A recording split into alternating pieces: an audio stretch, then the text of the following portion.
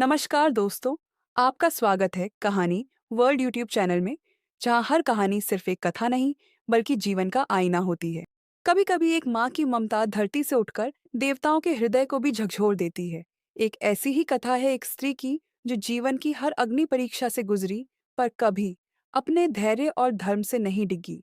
ये कथा है देवमाता सुरवाणी की, जो न सिर्फ एक माँ थी, बल्कि आत्मबल और करुणा की जीवित मूर्ति थी। एक गांव अरण्यपुरी एक सुंदर लेकिन संघर्षशील ग्राम, जहां हर सुबह सूर्य की पहली किरण सरोवर की लहरों पर बिखरती थी। सुरवाणी, एक 60 वर्षीय स्त्री, सिर पर सफेद आंचल, आंखों में गहराई, चेहरे पर धैर्य की छाया। वह गांव में सबकी आदरणीय थी, परंतु विधवा होने के बाद सब कुछ बदल गया था। उसके पति देवमित्र एक समय गांव के प्रधान और विद्वान हुआ करते थे। सुरवाणी खेतों में दिन भर पसीना बहाकर दो बेटों युवराज और आदित्य को पालती। युवराज और आदित्य उनके दो बेटे, परिश्रमी, विनम्र, परंतु जीवन की कठोरताओं से अनजान। धूप हो या छांव, जब जीवन की नाव को माँ की ममता खेती है, तब हर तूफान भी प्रणाम करता है। सुरवाणी की कहानी भी ऐसी ही एक प्रेरणा है। देवमित्र के निधन को अब 4 वर्ष बीत चुके थे। अरण्यपुरी का वो घर, जो कभी वेद शास्त्रों की चर्चा से गूंजता था, अब एक शांत एकांत में डूबा हुआ था। सुरवाणी ने अकेले ही बेटों की परवरिश की थी, खेतों में खुद हल चलाया, गांव की औरतों के कपड़े सिए, और तंगहाली में भी बेटों को कभी भूखा नहीं सोने दिया। एक शाम आदित्य ने अपनी माँ से कहा। आदित्य बोला, माँ, हम कब तक ऐसे जिएंगे? लोग तो कहते हैं हम पंडित जी के बेटे हैं, पर जेब में एक कौड़ी नहीं। सुरवाणी मुस्कुराकर बोली, बेटा, धन से बड़ा धर्म होता है। तुम्हारे पिता ने यही सिखाया, मेहनत करो, सच्चाई से जियो, बाकी जो विधि का विधान है वो मिलेगा। युवराज, जो बाहर कुएं से पानी भरकर आया था, थके हुए स्वर में बोला, माँ, लोग ताना देते हैं कि पंडित जी की विधवा अब गांव की मजदूरी करती है। सुरवाणी ने उनके सिर पर हाथ रखकर कहा, जो अपने श्रम से रोटी कमाता है, वही सच्चा ब्राह्मण है बेटा। तुम्हारे पिता भी यही मानते थे। उस रात आंगन में बैठकर तीनों ने सूखी रोटियां खाईं, पर मां की गोद में बेटों को सबसे मीठा सुख मिला।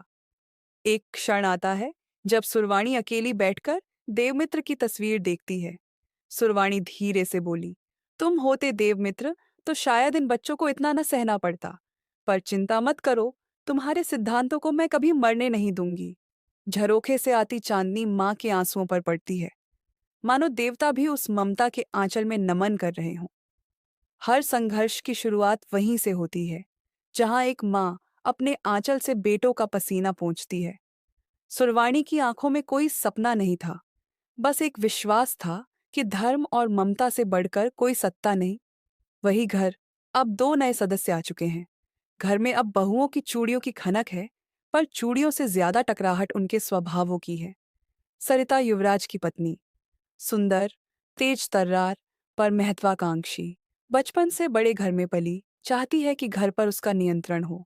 भानु, आदित्य की पत्नी, शांत, सहनशील, मधुर बोल वाली, पर दूसरों के सामने दब जाती है। सुरवाणी अब सास की भूमिका में, पर आज भी माँ के रूप में घर की आत्मा। कभी कभी रिश्ते फूलों की तरह खिलते हैं, और कभी कांटों की तरह चुभते हैं। सुरवाणी के घर में जब दो नववधुएं आईं, तब घर में खुशियां आईं, पर साथ में एक नई परीक्षा भी। शादी के बाद की पहली सुबह सुरवाणी बहुओं को रसोई में बुलाती है। सुरवाणी मुस्कुराकर बोली, बिटिया, इस घर का पहला जल चूल्हा माँ लक्ष्मी को समर्पित होता है। भानु हाथ जोड़कर बोली, माँ, जैसे आप कहें वैसे ही करूंगी। सरिता थोड़े ठंडे स्वर में, हमारे घर में तो नौकरानी करती थी ये सब।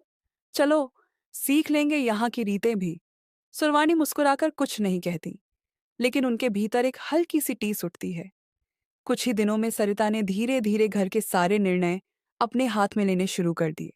वो रसोई में क्या बनेगा, कौन कितनी देर सोएगा, यहाँ तक कि किस दिन कौन खेत जाएगा, ये सब वही तय करने लगी। भानु सब कुछ सहती रही, क्योंकि वह अपने पति आदित्य को दुखी नहीं करना चाहती थी।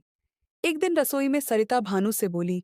सरिता तेज आवाज में बोली, तेरे जैसे लोग ही तो घर बिगाड़ते हैं। कुछ बोल नहीं सकती, बस चुपचाप रोटी सेंकती रह।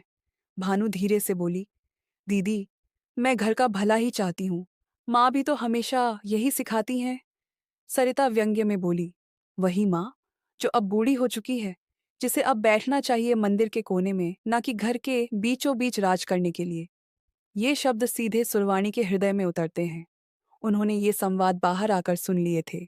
सुरवाणी धीरे से बोली, बेटी, यदि मेरी उपस्थिति इस घर को दुखी करती है तो मैं छत की कोठरी में चली जाऊंगी।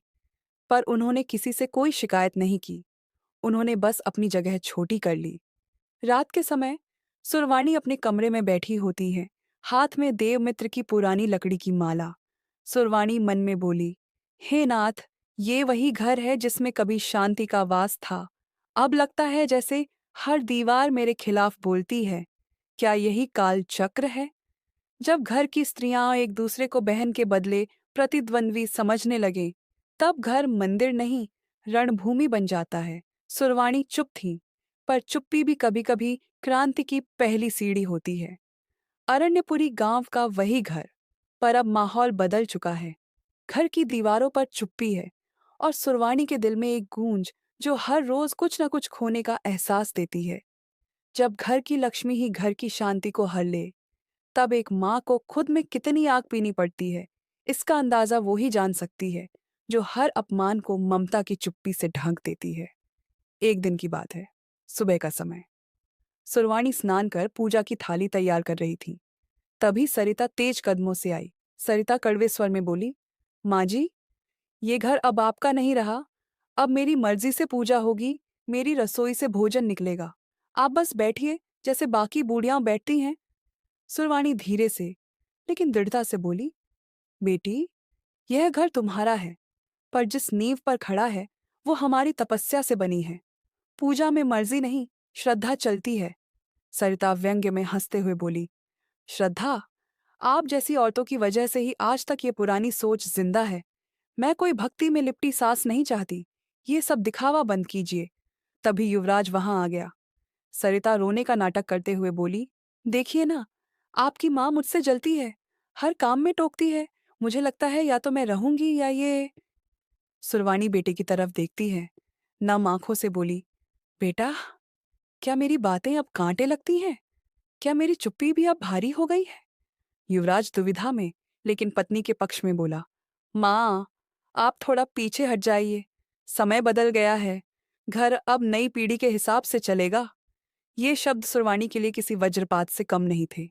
वो वहीं पूजा की थाली नीचे रखकर चुपचाप अपने कमरे में चली गई।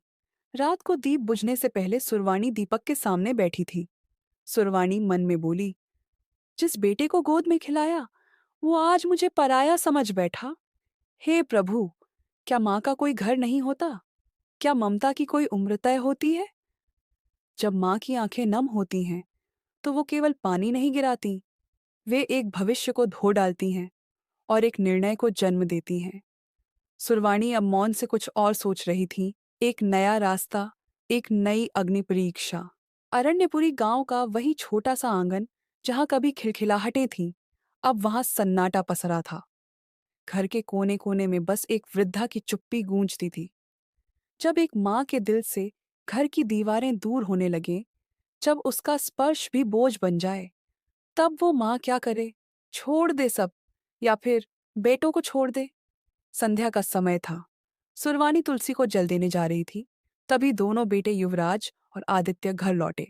सरिता और भानु रसोई में थीं, लेकिन बातों का स्वर ऊंचा था। सरिता भानु से बोली, मैं नहीं रहने वाली अब इस बूढ़ी की सेवा में। देखो ना, आज फिर पूजा में घी कम पड़ गया, और जब मैंने कुछ कहा तो ऐसे घूरा जैसे मैं पराई हूं। भानु धीमे स्वर में बोली, दीदी, आप समझाइए ना, मुझे भी डर लगता है। माँ जी की खामोशी जैसे कुछ कहती है। ये बातें सुरवाणी ने सुनी। वो चुप रहीं, लेकिन उस रात उन्होंने अपने मन का निर्णय ले लिया। अगली सुबह सुरवाणी ने अपने दोनों बेटों को तुलसी के चौबारे पर बुलाया। सुरवाणी धीरे लेकिन साफ स्वर में बोली, बेटा, मैंने तुम्हें जीवन भर अपने आंचल की छांव दी। अब मेरी छांव बोझ बन गई है।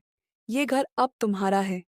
युवराज चौंकते हुए बोला, माँ, आप ऐसा क्यों कह रही हैं? सुरवाणी गंभीर होकर बोली, मैं नहीं कह रही बेटा, तुम्हारी पत्नियां कह रही हैं, और तुम्हारी खामोशी उनकी आवाज को सहमति देती है। आदित्य संवेदनशील स्वर में बोला, तो अब आप क्या चाहती हैं माँ? सुरवाणी बोली, तुम दोनों परदेस चले जाओ, अपने लिए काम ढूंढो, कुछ कमाओ, और मुझे यहीं अकेला छोड़ दो। युवराज बोला, पर माँ।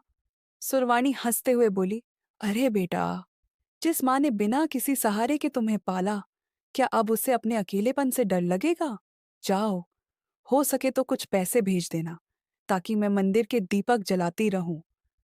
दोनों बेटे भावुक हो जाते हैं, लेकिन कहीं ना कहीं वे अपनी पत्नियों की आंखों की संतुष्टि में भी सुख खोजते हैं।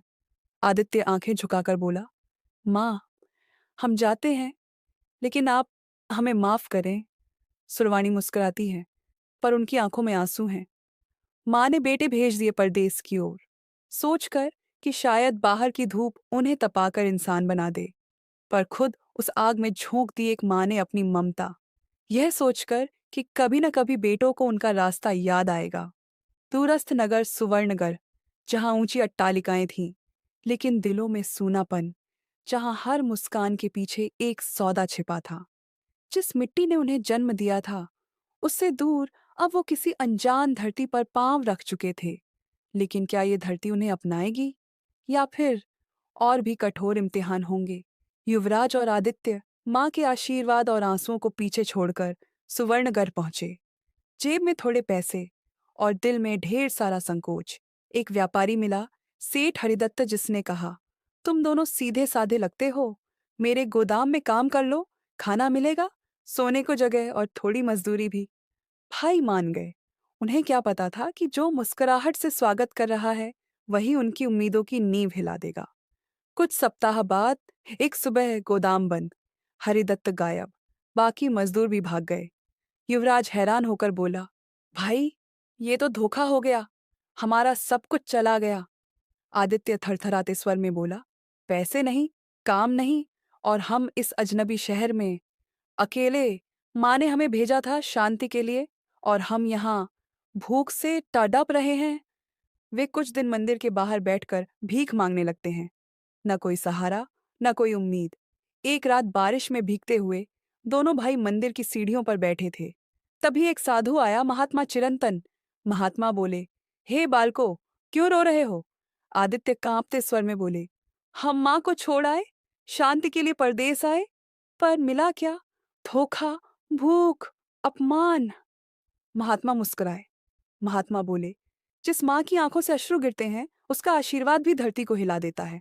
आंख बंद करो, माँ को याद करो, और फिर देखो कैसे नियति रास्ता दिखाती है। दोनों भाई आंखें बंद करते हैं। मन में माँ की छवि उभरती है, माँ तुलसी को जल देती हुई, पूजा करती हुई, आंखों में गहराई लिए। और तभी हल्की रोशनी सी होती है, हवा का झोंका आता है। दोनों को लगता है जैसे माँ की हथेली उनके सिर पर हो। युवराज बोला, भाई, मुझे विश्वास है हम फिर से उठ सकते हैं। माँ ने कभी हार नहीं मानी, तो हम क्यों माने? जब मन में माँ का स्मरण हो, तो नियति भी द्वार खोल देती है। माँ का आशीर्वाद भले दूर हो, लेकिन उसका असर समय और दूरी से परे होता है। अरण्यपुरी के बाहरी छोर पर स्थित घना वन, गहरी हरियाली, पक्षियों की चहचहाहट और एक निर्जन पत्थरीली पगडंडी जो एक प्राचीन गुफा की ओर जाती है। जहां बेटों को परदेस की भूमि निगलने को दौड़ रही थी, वहीं माँ उस धरती पर अकेली थी जिसने उसे जन्म दिया था। लेकिन नियति की लेखनी अब उसे एक ऐसे मोड़ पर ला रही थी जहां यथार्थ और अलौकिक एक दूसरे से मिलने को आतुर थे। सुरवाणी अब अकेली हर सुबह सरोवर से जल लाती, तुलसी को सींचती और आंगन में बैठकर बेटों के लिए प्रार्थना करती। लेकिन उस दिन कुछ अलग था। सूरज की किरणें छानकर जमीन पर पड़ रही थीं। सुरवाणी एक लोटे में जल लेकर पगडंडी पर चली जा रही थी। हठात कुछ सरसराहट की आवाज आई। उसने सिर उठाया। सामने एक विशाल धारीदार नाग फन फैलाए खड़ा था। काले चमकते नेत्र और एक शांति भरा तेज उसके ललाट पर था। सुरवाणी के पैर जहां के तहां रुक गए। नाग गंभीर गूंजती आवाज में बोला, माँ, भय मत कर, मैं तेरा शत्रु नहीं। मैं वो हूं जिसे एक श्राप ने इस रूप में बांध दिया। सुरवाणी कांपती हुई फिर संयमित स्वर में बोली, तू बोल सकता है? कौन है तू? नाग बोला, मैं हूं अनंत नाग, एक देववंशी, एक यक्ष जिसे मोह, लोभ और घमंड ने धरती पर गिरा दिया। मुझे मुक्ति चाहिए, और वो मुक्ति एक सच्ची माँ की सेवा, करुणा और समर्पण से ही मिल सकती है। सुरवाणी धीरे से बोली, माँ, पर मैं तो सिर्फ एक टूटी हुई औरत हूँ। नाग आंखें झुकाकर बोला, तू देव माता है। तेरी कोख से जो संतान जन्म लेती है वो केवल मानव नहीं होती। सुरवाणी की आंखें भर आती हैं। वो नाग की आंखों में देखती है, वहां कोई भय नहीं, केवल करुणा और पश्चाताप है। मैं तुम्हारी क्या सहायता कर सकती हूँ? नाग बोला, हर दिन मुझे एक लोटा शुद्ध गौ दूध चाहिए, लेकिन उस दूध में केवल वही शक्ति होगी जो किसी ऐसी स्त्री के हाथ से हो जो श्रद्धा और निष्कलंकता से भरी हो। क्या तू यह करेगी? सुरवाणी बोली, मैं करूंगी। मैं तेरे उद्धार के लिए जितना बन सके करूंगी। गुफा के अंदर मन प्रकाश चलता है। सुरवाणी बाहर खड़ी हो जाती है, गहरा सांस लेकर। माँ कभी भी किसी को श्रापित नहीं देखना चाहती, और यदि उसकी ममता किसी श्राप को मोक्ष दिला सके तो वो संसार के हर नियम को तोड़ देती है। रात का समय था। आंगन में तुलसी का पौधा मंद हवा में है रहा है, और रसोई घर में बहुओं द्वारा रखे गए दूध के बर्तन चांदनी में चमक रहे हैं। कभी कभी एक माँ की ममता धर्म और नियमों की सीमाओं को लांघ जाती है, लेकिन जब भी उसका हर कार्य किसी की पीड़ा हरने के लिए होता है तो वही चोरी भक्ति बन जाती है। सुरवाणी अब हर रात नाग की गुफा तक दूध ले जाती है, पर उसके पास न तो अपनी गाय है, न किसी से मांगने का अधिकार। अब एक ही उपाय था, बहुओं द्वारा रखे गए दूध के बर्तनों से कुछ छींटे चुरा लेना। रात का तीसरा प्रहर। सब सो चुके हैं। सुरवाणी दबे पांव रसोई की ओर जाती है। सरिता और भानु का दूध अलग अलग बर्तनों में रखा है। सुरवाणी एक कलशी में से 2 अंगुल दूध निकालती है, फिर दूसरे से भी। उसे याद है, नाग ने कहा था, श्रद्धा और कौमार्य के दूध की शक्ति चाहिए, बहुओं की पवित्रता का अंश चाहिए। सुरवाणी धीरे धीरे बोली, हे गौमाता, क्षमा करना। ये चोरी नहीं, ये सेवा है। एक प्राणी को मुक्ति दिलाने का यज्ञ है। वो उसी राह से गुफा की ओर जाती है। जंगल में सन्नाटा है, लेकिन उसका हृदय स्थिर है। गुफा के पास पहुंचते ही नाग फिर प्रकट होता है। नाग विनम्र स्वर में बोला, आज भी वही शुद्धता है इस दूध में। तेरे हाथों से निकली करुणा इसे दिव्य बना देती है। सुरवाणी बोली, तू ठीक तो है? कुछ चाहिए और? नाग आंखें झुकाकर बोला, बस यही, कुछ दिन और, जब तक मेरी आत्मा के बंधन पूर्ण रूप से टूट न जाए। अगली सुबह रसोई में हलचल है। सरिता चिल्ला रही है। सरिता बोली, कौन है जो हर रात दूध चुरा रहा है? कहीं कोई भूत तो नहीं? भानु डरी हुई बोली, या कोई चूहा? सरिता बोली, चूहा? क्या चूहा इतना होशियार है कि 2 बर्तनों से बराबर बराबर ले रहा है? जिन्हें घर की चिंता थी, उन्हें बर्तनों की फिक्र थी, लेकिन जो माँ थी, उसे किसी आत्मा की मुक्ति की चिंता थी। यही अंतर होता है ममता और स्वार्थ में। रात फिर से आती है। सुरवाणी चुपचाप रसोई में जाती है, दूध लेती है, और जाते जाते तुलसी के पास रुककर कहती है। सुरवाणी बोली, प्रभु, यदि ये अपराध है तो इसका फल मुझे देना, लेकिन यदि ये धर्म है तो मुझे शक्ति देना। कभी कभी एक माँ का त्याग ही किसी युगों पुराने श्राप को तोड़ देता है, और जब श्रद्धा, सेवा और ममता का संगम होता है तब चमत्कार होते हैं। स्वयं ब्रह्मा के विधान भी झुक जाते हैं। रात का समय था। गुफा के भीतर एक दीपक जल रहा है। सुरवाणी धीरे धीरे प्रवेश करती है। हाथ में गाय का थोड़ा सा दूध है, जिसे वह छुपाकर लाई है। उनके चेहरे पर कोई डर नहीं, बस एक शांति, एक करुणा। सुरवाणी धीरे से बोली, हे नागदेव, आज भी आपके लिए दूध लाई हूं। क्षमा करें, मुझे बहुओं से चोरी करनी पड़ती है, पर आपकी पीड़ा देखी नहीं जाती। गुफा के भीतर हलचल होती है, और फिर वही धारीदार नाग धीरे धीरे सामने आता है। उसकी आंखें अब लाल नहीं, पीली और शांत हैं। नाग मंद स्वर में, मैं, माँ, तुमने मुझे पहचान लिया और मेरे अहंकार की परतों को अपने प्रेम से भेद दिया। सुरवाणी आश्चर्य से बोली, तुम नागदेव हो? नाग धीरे धीरे बोला, मैं राजकुमार अनंत हूँ, नागलोक का उत्तराधिकारी। एक यज्ञ में अहंकारवश एक आशी का अपमान किया था। उन्होंने मुझे श्राप दिया, एक माँ की सेवा ही तुझे मुक्त कर सकेगी। तभी से इस गुफा में पड़ा हूँ, युगों से। सुरवाणी की आंखों में आंसू आ जाते हैं। सुरवाणी बोली, माँ तो कोई भी हो सकती थी, फिर मैं ही क्यों? नागदेव बोले, क्योंकि तुम्हारी ममता में कोई अपेक्षा नहीं थी। तुमने मुझे कभी शापित नहीं समझा, बस एक भूखे प्राणी को देखा और बिना कोई प्रश्न किए प्रेम से दूध दिया। यही तुम्हारी तपस्या थी, यही मेरी मुक्ति का द्वार। नाग का शरीर धीरे धीरे तेज प्रकाश में बदलने लगता है। उसकी आंखों से आंसू गिरते हैं, जैसे वर्षों की पीड़ा बह रही हो। दिव्य संगीत, आकाश में बिजली सी चमक, और फिर एक दीप्तिमान रूप प्रकट होता है। युवा राजकुमार, रत्नों से सुसज्जित, आंखों में तेज और करुणा। राजकुमार अनंत मानव रूप में आए और बोले, हे माँ सुरवाणी, अब मेरा श्राप समाप्त हुआ। मैं तुम्हारा पुत्र समान हूँ। अब तुम्हारे लिए वही करूंगा जो संतान को करना चाहिए। माँ की सेवा सिर्फ मानव नहीं करते। जब ममता बिना भेदभाव की होती है तो देव भी पुत्र बनकर लौटते हैं। राजकुमार सुरवाणी से कहता है, तुम्हारे दोनों पुत्र संकट में हैं। मैं उन्हें ढूंढ कर लाऊंगा और उन्हें माँ के आंचल का अर्थ समझाऊंगा। सुरवाणी हल्के मुस्कान के साथ बोली, जा बेटा, उन्हें यह समझा देना कि माँ कभी नहीं रूठती, बस मौन हो जाती है, और यही मौन एक दिन प्रतिध्वनि बनकर लौटता है। राजकुमार अनंत रथ में बैठकर आकाश की ओर उड़ता है और सुरवाणी एक दीपक लेकर गुफा से बाहर निकलती है। उनके चेहरे पर अब संतोष है, जैसे उनकी तपस्या सफल हुई हो। दूर दराज परदेस, जहां भाषा भी अजनबी है और चेहरों पर दया नहीं। जब जीवन के सारे दरवाजे बंद हो जाएं और अपने भी दूर हो जाएं, तब माँ की याद ही वह दीप बनती है जो अंधकार को चीर कर राह दिखाती है। युवराज और आदित्य दोनों भाई अब एक अजनबी नगर की गलियों में भटक रहे हैं। उस व्यापारी ने, जिसे वे अपना सहारा समझकर गांव छोड़ा था, उन्हें ठग लिया था, पैसे ले भागा और नाम तक बदल लिया। अब न पैसा, न काम, और न ही सिर पर छत। भूख से पीड़ित दोनों भाई एक मंदिर की सीढ़ियों पर बैठते हैं, आंखों में थकावट, आत्मा में पछतावा। युवराज गुस्से में बोला, माँ ने क्यों भेजा हमें? ये जगह तो नरक है। आदित्य धीरे टूटे स्वर में बोला, नरक नहीं भैया, ये हमारा कर्म है। हमने माँ की आंखों में बहती पीड़ा नहीं देखी थी, अब वो हर आंसू हमारी भूख बनकर उतर रहा है।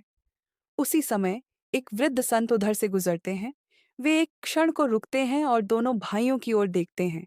संत गंभीर स्वर में बोले, भूख शरीर की नहीं, आत्मा की भी होती है, लेकिन समाधान तब मिलता है जब तुम उस स्त्री को याद करो जिसने जन्म से पहले तुम्हारे लिए व्रत किए, जिसने तुम्हें उंगली पकड़कर चलना सिखाया। युवराज बोला, हमारी माँ सुरवाणी। संत बोले, उसका नाम लो, उसके आशीर्वाद में ब्रह्मांड की शक्ति है। जब माँ की गोद छूटती है, तब संसार की ठोकरें असली पाठ पढ़ाती हैं, और जब उस गोद की याद आती है, तब वही ममता एक कवच बन जाती है। दोनों भाई मंदिर के भीतर जाते हैं। माँ दुर्गा की मूर्ति के सामने बैठते हैं। दोनों आंखें बंद करते हैं। मन में माँ सुरवाणी की छवि, हल्के झुर्रियों वाला चेहरा, लेकिन आंखों में तेज प्रेम और बलिदान का प्रकाश। आदित्य बोला, माँ, हमने तुझे बहुत कष्ट दिए, तूने कभी शिकायत नहीं की। आज हम तेरी याद में तड़प रहे हैं, माफ कर दे माँ। युवराज आंखें बंद करके बोला, हे माँ, जहां भी हो, अगर हमारा मन तुझे छू सके तो एक बार हमें रास्ता दिखा दे। तभी एक दिव्य प्रकाश मंदिर के भीतर फैलता है। संत मुस्कुराते हैं, एक दिव्य आभा उनकी आंखों में चमकती है। संत धीरे धीरे बोले, तुम्हारे मन का दीप जल गया है, अब मार्ग स्वयं खुलेगा। मंदिर की सीढ़ियों पर बैठते ही एक रथ आता है। उसमें राजसी वेशधारी पुरुष बैठा है। वह है राजकुमार अनंत, जो नाग रूप से मुक्ति पाकर अब मानवीय रूप में खोज पर निकला है। वह रथ से उतरता है और कहता है, राजकुमार अनंत बोले, तुम ही युवराज और आदित्य हो। चलो, तुम्हारी माँ प्रतीक्षा कर रही है। जब संतान माँ को पुकारती है तो ब्रह्मांड स्वयं उत्तर देता है। यही माँ की शक्ति है जो नियति को भी बदल देती है। अनंत विनम्र स्वर में बोला, युवराज आदित्य, माँ सुरवाणी ने जिन दो बेटों को पालकर बड़ा किया, वे आज खुद को क्यों इतना छोटा समझ बैठे? दोनों भाई हतप्रभ, वे उठकर सिर झुका देते हैं। आदित्य बोला, आप कौन हैं जो हमें हमारी माँ की याद दिला रहे हैं? अनंत धीरे से मुस्कुराकर बोला, मैं एक नाग था जिसे एक माँ के प्रेम ने राजकुमार बना दिया। अब मेरा धर्म है कि उस माँ की संतानों को उनके आंचल तक लौटा दूं। और वो दोनों को अपने साथ लेकर रथ से आकाश में उड़ रहे हैं। राजकुमार युवराज और आदित्य को लेकर अरण्यपुरी की ओर लौट रहे हैं। नीचे विस्तृत वन, नदियां और आकाश गंगा की झलक दिख रही है। सिर्फ धरती की दूरी नहीं घट रही थी, उन बेटों और माँ के बीच की दूरी भी अब घटने लगी थी। अब वे घर लौट रहे थे, पर बदल कर, पश्चाताप के आंसुओं से पवित्र होकर। गांव के लोग अचानक दिव्य रथ को देखकर स्तब्ध रह जाते हैं। रथ से उतरते हैं सुरवाणी के दोनों बेटे। सुरवाणी दरवाजे पर खड़ी होती है, हाथ में दीपक लिए युवराज रोते हुए दौड़ता है। माँ! सुरवाणी बोली, मेरे लाल। वो दोनों बेटे माँ के चरणों में गिर पड़ते हैं। सुरवाणी के आंसू थमते नहीं, वह दोनों को गले लगा लेती हैं। गांव की स्त्रियां और बच्चे तालियां बजाते हैं। गांव के प्रधान बोले, यह कोई साधारण माँ नहीं, यह तो तपस्विनी है, जिन्होंने नागदेव को मुक्त किया और अपने बेटों को पुनः धर्म की राह पर लाया। राजसभा लगती है। ग्राम सभा में घोषणा होती है। ग्राम प्रधान उद्घोषणा करता है, आज से सुरावाणी राजमाता कहलाएंगी और इनका नाम गांव के इतिहास में स्वर्णाक्षरों में लिखा जाएगा। ग्रामवासी एक साथ बोलते हैं, जय हो राजमाता सुरवाणी की। माँ के आंचल में जो शक्ति है, वह किसी राज्य, किसी धन, किसी यश से कहीं ऊपर है, क्योंकि वहां होता है त्याग, सेवा और प्रेम, और यही धर्म का असली रूप है। सरिता और भानु दोनों बहू भीतर अपने अपने कमरे में एकटक बाहर देख रही हैं। गांव के लोग सुरवाणी की जय जयकार कर रहे हैं, बेटों की वापसी पर मंगल गीत गा रहे हैं। घर दीपों से सजा है, लेकिन उनके दिलों में अंधेरा है। सरिता कराहती है, हमने समझा था माँ को तंग करके इस घर की रानी बन जाएगी, लेकिन अब तो वह खुद राजमाता बन गई। भानु दांत पीसती हुई बोली, जिसे हमने दूध छिपा कर रखा, उसे देवता ने पुत्र बना लिया, और आज हमारे पति उन्हीं की चरण लेने को आतुर हैं। युवराज और आदित्य दोनों माँ की सेवा में रत हैं, भोजन परोस रहे हैं, पैर दबा रहे हैं, और बहुओं को कोई पूछ नहीं रहा। युवराज सरिता से बोला, अब माँ की सेवा करना ही मेरा धर्म है। तुमने उनका अपमान किया, इसलिए अब पहले तुम्हें क्षमा मांगनी होगी। आदित्य अपनी पत्नी भानु से बोला, सिर्फ पत्नी होना पर्याप्त नहीं, माँ के बिना इस घर की नींव नहीं। अगर तुम सच्चे मन से पछताओ तो माँ तुम्हें भी अपना लेंगी। रात का समय। सुरवाणी तुलसी के आगे दीप जला रही है। पीछे से दोनों बहुएं चुपचाप आती हैं। उनके हाथों में आंसू हैं और चेहरे पर पश्चाताप। सरिता कांपती आवाज में बोली, माँ, हमसे भूल हो गई, हमें क्षमा कर दीजिए। भानु पैरों में गिरकर बोली, हमने आपकी तपस्या का मजाक उड़ाया, आपकी ममता को नीचा दिखाया, पर आज हम टूट चुके हैं और बस आपकी छाया में शरण चाहते हैं। सुरवाणी मुस्कुराकर दोनों को उठाती हैं। सुरवाणी बोली, जब तक अहंकार जीवित होता है, तब तक प्रेम मरता रहता है, लेकिन जहां पश्चाताप हो, वहां प्रेम पुनर्जन्म लेता है। तुमने अब सच में मेरी बहुएं बनकर दिखाया। वह दोनों को गले लगा लेती हैं। माँ की गोद वही है जहां दोष स्वीकारने के बाद भी प्रेम की छाया मिलती है। माँ दंड नहीं देती, माँ बदलती है, और यही उसका चमत्कार है। अगली सुबह पूरा परिवार पूजा में बैठा है। गांव के लोग फिर एकत्र हुए हैं। बहुएं माँ के चरणों में फूल चढ़ा रही हैं और बेटों ने माँ के नाम से अन्नदान का आयोजन किया है। माँ के चरणों में जो झुका, वह ऊंचा उठा, जो उसके हाथ थामे, वह पथ पा गया, और जो उसके प्रेम को समझ गया, उसे सारा ब्रह्मांड झुकता दिखाई दिया। राजा प्रताप सेन को दरबार में एक ब्राह्मण सूचना देता है। ब्राह्मण, महाराज, अरण्यपुरी में एक वृद्धा ने नागदेव को मुक्ति दिलाई है। उसकी सेवा, उसका त्याग, उसके वचनों में स्वयं धर्म बोलता है। लोग उसे देव माता कहने लगे हैं। राजा प्रताप सेन चकित होकर बोले, जहां धर्म स्वयं प्रकट हो, वहां राज्य का रक्षक जाकर शीश झुकाता है। एक विशाल पीपल के नीचे देव माता ध्यानमग्न है। उनके चारों ओर वृद्ध, निराश्रित, महिलाएं और बच्चे हैं, जिन्हें अब एक नया आश्रय मिल गया है। आश्रम में भिक्षा नहीं, सेवा, शिक्षा और धर्म का संदेश है। घोड़ों की टाप सुनाई देती है, और फिर धूल में लिपटे हुए राजा का रथ रुकता है। राजा स्वयं नंगे पांव सिंहासन छोड़कर माता के सामने झुकते हैं। राजा प्रताप सेन आंखों में श्रद्धा लिए बोले, माँ, मैंने कई युद्ध जीते, कई ग्रंथ पढ़े, लेकिन पहली बार किसी के त्याग ने मुझे विजयी होने का अर्थ समझाया है। आप मुझे शिक्षा दें। सुरवाणी मृदु स्वर में बोली। राजन, राजा वही है जो अपनी प्रजा को पुत्रवत माने और अपनी माँ को गुरु। राज्य तभी पवित्र होता है जब उसमें वृद्धों को सम्मान और स्त्रियों को सुरक्षा मिलती है। राजा माता सुरवाणी की आज्ञा से एक धर्म संहिता की घोषणा करते हैं। हर गांव में वृद्धाश्रम बनेगा। माता पिता की सेवा को सबसे बड़ा धर्म माना जाएगा। वृद्धजनों के अपमान पर दंड दिया जाएगा। स्त्रियों के मान को देवी के रूप में देखा जाएगा। संध्या की बेला सुरवाणी गंगा जल से दीप प्रज्वलित करती है और सभी ग्रामीणों को आशीर्वाद देती हैं। सुरवाणी धीरे धीरे बोली, यह दीप हर उस आत्मा के लिए है जो सेवा और श्रद्धा से जीवन जीती है। जो माता पिता की सेवा करता है उसे संसार की कोई ताकत तोड़ नहीं सकती। माँ का प्रेम केवल दूध तक सीमित नहीं, वह युगों को दिशा देने वाला दीप है। देव माता सुरवाणी की कथा बताती है, जब तक माँ का आशीर्वाद साथ है तब तक विपदा भी वरदान बन सकती है। अगर आपको हमारी बातें अच्छी लगी तो कहानी वर्ल्ड को लाइक, शेयर और सब्सक्राइब जरूर करें, क्योंकि यहाँ हर कहानी सिर्फ सुनाने के लिए नहीं बल्कि जिंदगी बदलने के लिए होती है। धन्यवाद।